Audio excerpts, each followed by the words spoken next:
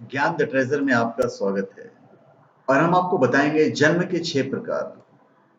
कि मनुष्य जब जन्म लेता है तो 6 स्टेजेस होते हैं उसके। रज प्रधान मैथुनिक समाज में अब मात्र रज और वीर के मिलन से ही संतान उत्पत्ति की व्यवस्था जीवित है। पर हमारे प्राचीन जीवन शैली में 5 अन्य प्रकार से भी संतान उत्पत्ति का विधान प्रचलित था, किंतु ज्ञान के अभाव में धीरे धीरे यह विलुप्त हो गया। किंतु इसका वर्णन शास्त्रों में अभी भी मिलता है। इस प्रकार जन्म के संबंध में भारतीय शास्त्रों में 6 प्रकार की जन्मपत्ति वर्णन है। माता पिता के मैथुन व्यवहार से जो रज्जवीर का मिलन होता है, इस लौकिक जन्म कहा जाता है। अथवा ऐसा भी कहा जा सकता है कि मन की वासना के अनुसार जो जन्म मिलता है, यह जन साधारण का जन्म है। दूसरे प्रकार का जन्म संत कृपा से होता है। जैसे किसी संत ने आशीर्वाद दे दिया, फल दे दिया और उससे गर्भ रह गया।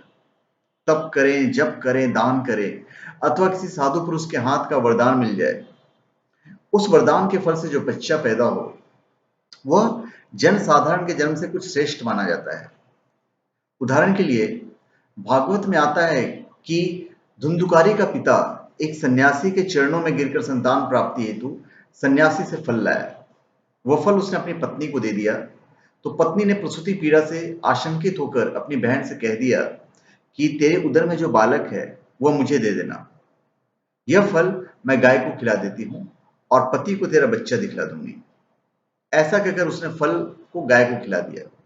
उसकी बहन के गर्भ में धुंधुकारी पैदा हुआ तथा सन्यासी द्वारा प्रदत्त फल गाय ने खाया, तो गाय के उदर से गौकर्ण पैदा हुआ, जो भागवत की कथा का एक मुख्य पात्र है। फिर कोई तपस्वी क्रोध में आकर शाप दे दे और गर्भ ठहर जाए, ये तीसरे प्रकार का जन्म है। एक ऋषि तप करते हैं। उनके आश्रम के पास कुछ लड़कियां गौरव इमली खाने के लिए जाती हैं। लड़कियां स्वभाव से ही चंचल होती है, अतः उनकी चंचलता के कारण ऋषि की समाधि में विघ्न एक ऋषि होता है। एक दिन उस ऋषि ने क्रोध में आकर कह दिया कि खबरदार, इधर मेरे आश्रम के इलाके में अब यदि कोई लड़की आई तो गर्भवती हो जाएगी। ऋषि का वचन तो पत्थर का लकीर होता है। वे यदि ऊपर से ही डांट दें तो अलग बात है, लेकिन भीतर से यदि क्रोध में आकर कुछ कह दें तो चंद्रमा की गति रुक सकती है, लेकिन उन ऋषि का वचन नहीं रुक सकता। सच्चे संत का वचन कभी मिथ्या नहीं होता। दूसरे दिन भी रोज की भांति लड़कियां आश्रम के नजदीक गई। उनमें से एक लड़की चुपचाप अंदर चली गई और ऋषि की नजर उस पर पड़ी। वो लड़की गर्भवती हो गई, क्योंकि उस ऋषि का यही शाप था। दृष्टि से भी जन्म होता है। यह चौथे प्रकार का जन्म है। जैसे वेदव्यास जी ने दृष्टि डाली और रानियां व दासी गर्भवती हो गई। जिस रानी ने आंख बंद की, उससे धृतराष्ट्र पैदा हुए। जो शर्म से पीली हो गई, उसने पांडु को जन्म दिया। और एक रानी संकोचवश दासी को भेजा। वह दासी संयमी, गुणवान व श्रद्धा भक्ति से संपन्न थी, तो उसके कोख से विदुर जैसे महापुरुष उत्पन्न हुए। पांचवें प्रकार का जन्म है कारक पुरुष का जन्म।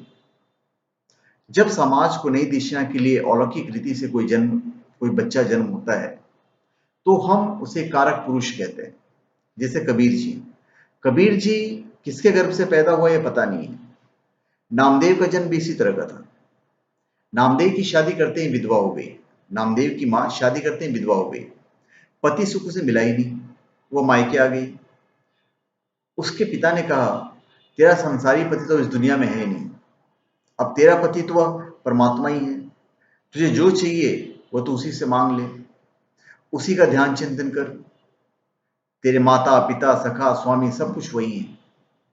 उस महिला को एक रात्रि में पति विहार की इच्छा हो गई और उसने भगवान से प्रार्थना की कि हे भगवान, तुम ही मेरे पति हो और आज मैं पति का सुख लेना चाहती हूँ। ऐसी प्रार्थना करते करते वो हंसती रोती प्रगाढ़ नींद में चली गई। जब उसे एहसास हुआ कि वो किसी दिव्य पुरुष के साथ रमन कर रही है, उसके बाद समय पाकर उसने जिस बालक को जन्म दिया, वही आगे चलकर संत नामदेव हुए। फिर जन्म की अंतिम विधि है अवतार। श्री कृष्ण का जन्म नहीं, अवतार है। अवतार व जन्म में काफी अंतर होता है। अवतरती इति अवतारम, अर्थात जो अवतरण करे, ऊपर से नीचे जो आवे, उसका नाम अवतार है। सच पूछो तो तुम्हारा भी कभी अवतार था, किंतु अब नहीं रहा।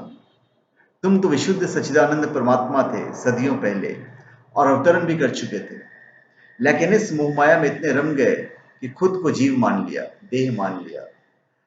तुम्हें अपनी खबर नहीं, इसलिए तुम अवतार होते हुए भी अवतार नहीं हो।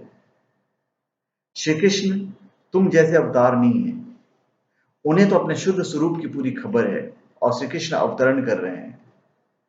श्री कृष्ण का अवतार जब होता है तब पूरी गड़बड़ में होता है, पूरी मान्यताओं को छिन्न भिन्न करने के लिए होता है। जब श्री कृष्ण का अवतरण हुआ तब समाज में भौतिकवाद फैला हुआ था। चारों ओर जड़ शरीर को ही पालने पोसने में लगे हुए थे सब लोग, धनवानों और सत्तावानों का बोलबाला था। ऐसी स्थिति में श्री कृष्ण ने आकर धर्म का मार्ग दिखलाया। तो ये 6 प्रकार के जन्म हैं जो हमारे शास्त्रों में लिखे हुए हैं। तो धन्यवाद। आप हमारे चैनल पे सब्सक्राइब करें और अपने कमेंट दीजिए। धन्यवाद।